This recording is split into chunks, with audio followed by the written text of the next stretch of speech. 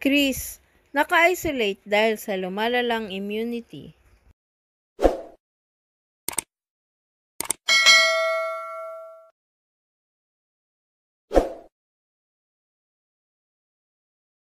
Muling nag-update ang Queen of All Media, Kris Aquino, tungkol sa pinagdadaan ng karamdaman.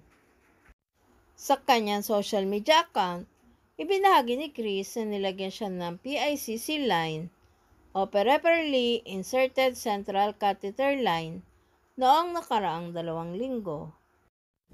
Ang PICC line ay isang tubo na ipinapasok sa arm, leg o sa leeg ng isang tao at ginagamit sa pag-administer ng long-term intravenous antibiotics o iba pang gamot at gayon din sa pagkuha ng dugo.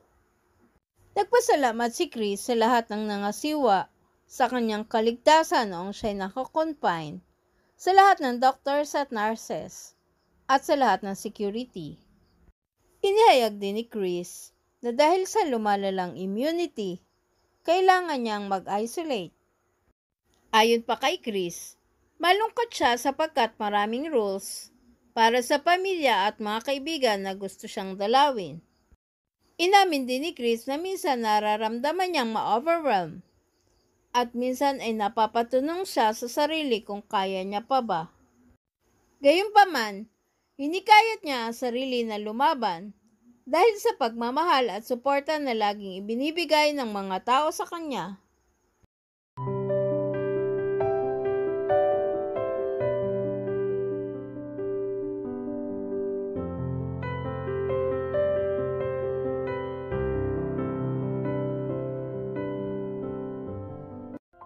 Exactly 2 weeks ago, I had an ultrasound-guided PICC line insertion. The minimally invasive surgery was done in Makati Medical Center. I would like to thank everyone in MMC for their genuine concern for my safety and well-being while confined.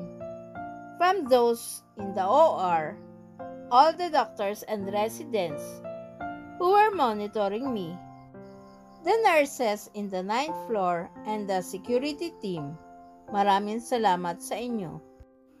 I always try my best to highlight the positive because having 6 autoimmune conditions is depressing.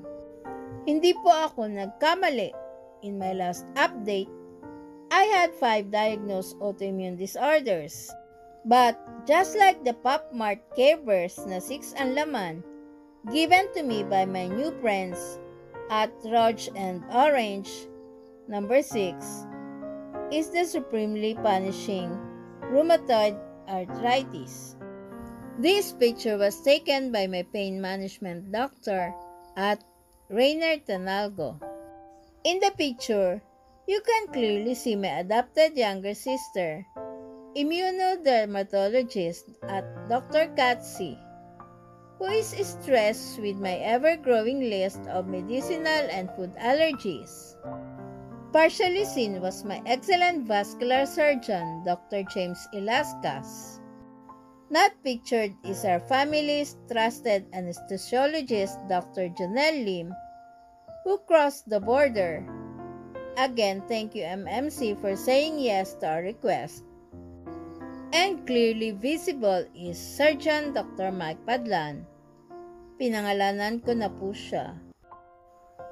Kahit gaano katapang ako, there are moments, especially pag nagsabay-sabay, my unexplainable allergies, my lupus, rashes, fever-like heat in my entire body, migraine, and rheumatoid arthritis flares. The worst is stabbing, crushing deep bone pain in my knees, hips, ankles, plus my blood pressure, 170/116. I asked myself, kaya ko pa ba? During my hospitalization, my white blood cell dropped. I also had a bad allergic reaction to the last antibiotic I could still tolerate. What did that mean?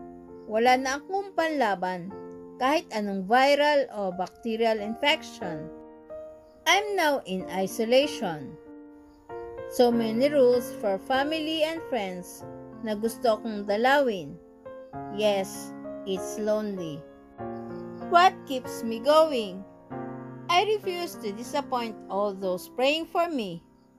Ayokong maisip nyo na binaliwala ko yung time and effort nyo.